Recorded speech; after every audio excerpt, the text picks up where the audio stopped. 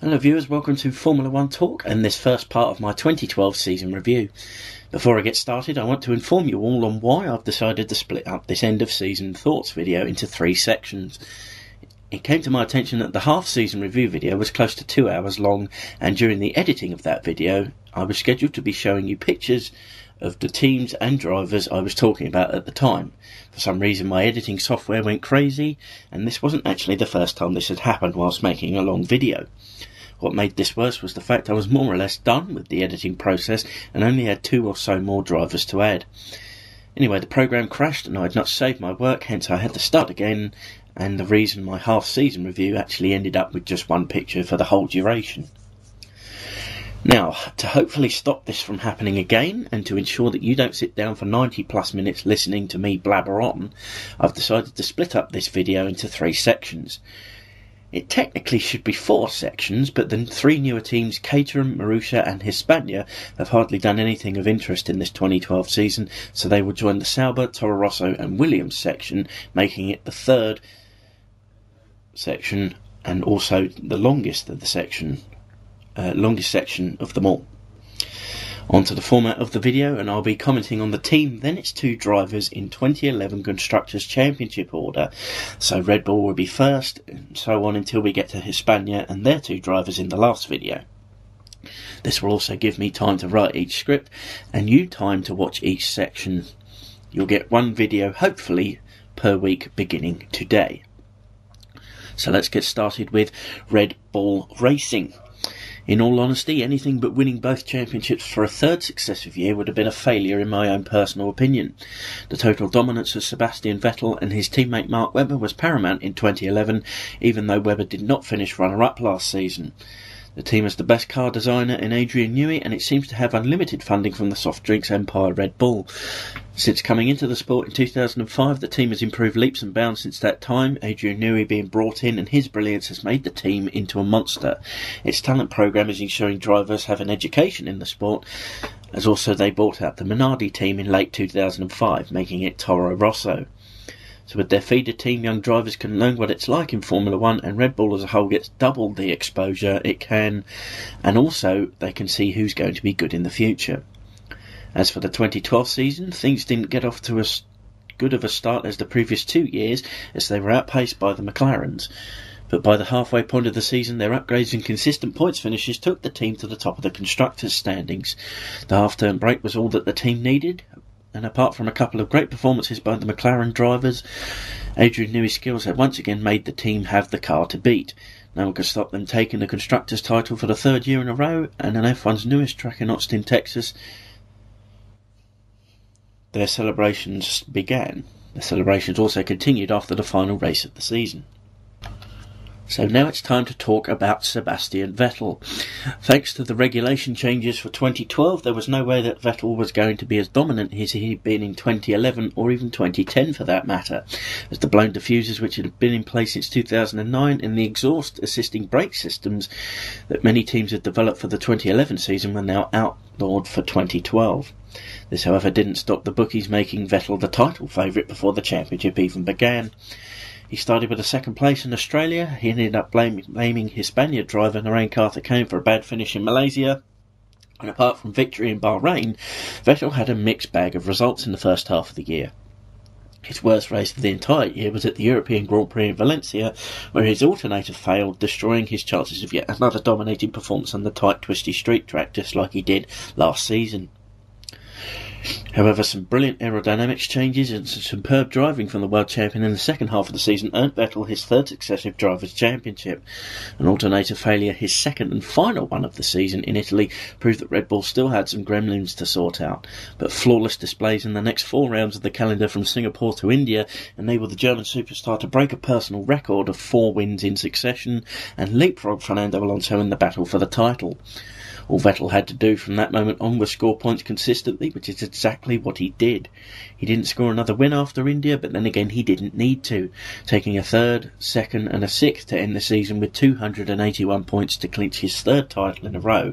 Now puts Sebastian in some truly awe-inspiring company alongside one Manuel Fangio and Michael Schumacher of drivers that have won 3 successive world championships. In my opinion, no one could beat Sebastian in the second half of the year, but I have to take into consideration the first half and give Vettel an 8.5 out of 10 for this season. Yes, he won the championship, but some mistakes throughout the earlier parts of the season, including passing Jenson Button of McLaren on the outside of the track's confines in Hungary, were minus points for Vettel's year. On to his teammate Mark Webber now, and the likeable Aussie is reaching the end of his Formula 1 career. The 36-year-old has had his share of bad luck in the sport, and to be honest, that seemed to continue this year, with Mark having the majority of the reliability problems of the team. For instance, the lack of KERS in several races, where the KERS had to be reset by the team, hurt his chances of better points finishes. But to repeat what I have said in previous videos on this channel, this is what you get for being a number 2 driver. You don't get all of the benefits of getting upgrades as soon as your teammate does. You get the second choice engineers, and in turn the performance just isn't there as it is for a number 1 driver. Think of Coulthard at McLaren when Mika Hakkinen was team leader. Think of Eddie Irvine and Rubens Barrichello at Ferrari when Michael Schumacher was at the peak of his powers. It's just fact. He began the season with a succession of 4 fourth-place finishes, and victory at Monaco for the second time in 3 years propelled him to the top of the drivers' standings. But it wasn't to last, as only Silverstone proved fruitful this year, as he struggled to finish in the higher half of the points for the majority of the season. A fine second place to Vettel in career was overshadowed, in my opinion, by a less than stellar drive in Abu Dhabi, and his alternator failed in America, leaving the team some tense times ahead. Going into the final race of the year at Interlagos, where Webber picked up a 4th place, he ended the season in 6th place overall on 179 points. So more of the same this year from Webber, who on occasion can be brilliant on his more favoured tracks such as Monaco and Silverstone, which he won in this particular championship campaign. But more often than not, he is overshadowed by his more exciting teammate. He assisted Vettel when he needed to and helped the team clinch their 3rd consecutive Constructors Championship in a row, making Mark a valuable team player. But as a result of his up and down season, I can only give the Australian a 7 out of 10. On to the Vodafone McLaren Mercedes team, and unlike every other team in the paddock, the Woking base squad had not designed their cars with the so-called ugly duckling nose, which looks like a step on each car for one of its features. They had retained Lewis Hamilton and Jenson Button, and they were looking to build on a successful year in 2011 where Jenson had finished runner-up to Vettel in the championship, albeit over 100 points behind. They began well with both cars on the podium and looked like they were going to outpace the field in the early part of the season. But be it through tyres or other reasons, Jenson Button could not keep up with Lewis basically all season long. They may have taken both championships if it were not for reliability problems that seemed to dog their season from beginning to end. Add to that Lewis Hamilton's personal dilemma about his future in Formula 1 more or less summed up the team's season. Good, but not great. And that seems to be the case with McLaren since the departure, in Formula 1 terms of course, of Ron Dennis in 2009. This is a team that will one day win championships again, but as for right now, they begin the period of testing times from 2013 onwards. We now take a look at Jenson Button, and he drove superbly in Melbourne to take the first race of the season in style. A washout in Malaysia caused problems for everyone, and Jenson was just one of the drivers who fell by the wayside there. A podium here or there didn't detract from the terrible luck he was having getting the 2012 spec Pirelli tyres to work, becoming lucky to reach Q3 every time. Sometimes due to his awful luck. A second place finish at Hockenheim seemed to turn his season around as he began to pick up better results, which included a sublime performance at Spa, taking the win there. Doing all he could to save the blushes of the team after Hamilton's retirement in Singapore, and yet another masterclass of driving in changeable weather conditions in the final round in Brazil, to win, sandwiching the season with 2 victories. 5th in the Drivers' Championship on 188 points. Next year, Jenson faces his biggest challenge yet. He will be undisputed McLaren number 1 as Lewis Hamilton moves on to pastures new. With the might of this once dominating force fully behind him, could we see Jenson take his 2nd World Championship in 2013? Only time will tell. As for my score for the 2009 World Champion, I have to be honest and give him a mark that reflects his strange season. Like Mark Webber, I'll say a 7 out of 10. Now we move to Lewis Hamilton, and this, in what would prove to be his final season with McLaren, started off with him taking 3 consecutive third-place finishes, and in the chaos of 6 different winners in the first 6 races, he was leading the championship as the most consistent driver early on. Even taking victory in Canada, Hungary, Italy and the new race in America didn't distract us from the horrible luck that the 2008 world champion was having. You could clearly see that frustration was beginning to build in Lewis as his chances of winning the 2012 world title began to slip away through no fault of his own. Many qualifying sessions of brilliance were torn apart by the abysmal reliability record of the MP4-27, which was a quick car but not up to par in reliability terms. This frustration for a man needing to win the title at least once more for his own psyche led Lewis to begin his search elsewhere for answers. This in turn took us all on a great story, and the most relevant story for Lewis this year was not his 4 great victories and his qualifying battles with Red Bull's Sebastian Vettel and Mark Webber, but the drama behind the scenes as he ponders his future. On September 28th, he finally gave us an answer as to his whereabouts for 2013. He leaves the team that has nurtured him as an individual and as a driver since he was a boy, and joins Mercedes Grand Prix with the promise that he will be gunning for the title in 2014. This leaves him with a character-building season in 2013, where he will surely be, more often than not, looking at the back of the cars that he once occupied.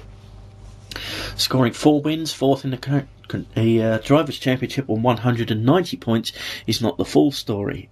If not for the horrible gremlins of this season, Lewis would surely have been a contender for this year's championship. Unlike the previous seasons, there were very few, if any, driver errors from him, leading me to give Lewis a score of 8 out of 10 for his 2012 campaign.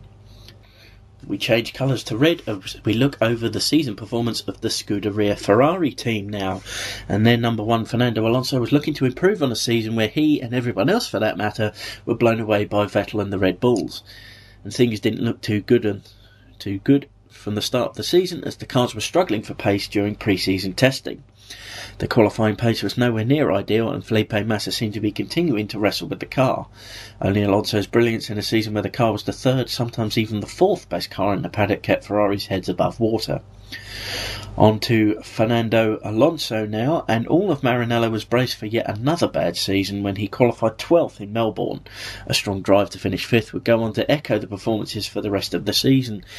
The rain helped him take a stunning winning Sepang in round 2, but bad tyre decisions led to him losing places and ultimately the championship to Vettel in Bahrain and Canada. An emotional win in home territory in Valencia made Alonso the first driver to win 2 races this year, but it was the mere fact his next win in Germany would be his last victory of the 2012 season. A couple of retirements due to crashes that were not his fault in Spa and Suzuka gave Vettel the lead in the championship, and Fernando's great drives meant that more often than not you saw red on the podium this year. His 2nd in the championship with 278 points was testament to the raw talent that Alonso has. Many experts believe that Fernando is the current best driver in Formula 1, and I currently agree with that statement. I have to give him a 9 out of 10 for this season, because if it were not for the 2 retirements in crashes, he would have comfortably won the 2012 championship. Now on to the final section of this first part of this season review video, and we take a look at the fortunes of Felipe Massa, who, to be honest, was in a sort of make it or break it type scenario for 2012. Since his horrifying accident at Hungary in 2009, Felipe has been a shadow of his former self, and that trend looked like it was going to continue for this season as well. Many critics and fans alike, including myself, were calling for the Brazilian to be replaced, and with results like a 15th, a 13th, a 12th and a 16th by the halfway point of the year, you could hardly blame them. However, Ferrari stuck with Massa, knowing that he could improve his results and return to the form he showed us in 2008, where he finished runner-up to Hamilton in the championship that year.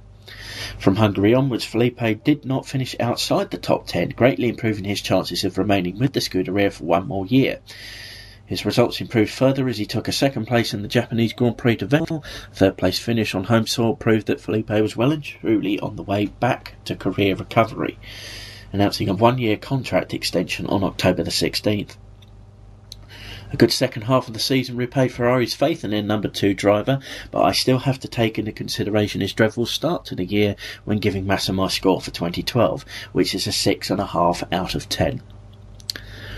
So there you have part one of this three-part look back at the 2012 Formula 1 Championship season. Please leave your thoughts and comments down below, and I'll see you next time where we will be reviewing the next three teams in the list, those being Mercedes GP, Lotus and Force India. I thank you for watching, and I'll see you next time.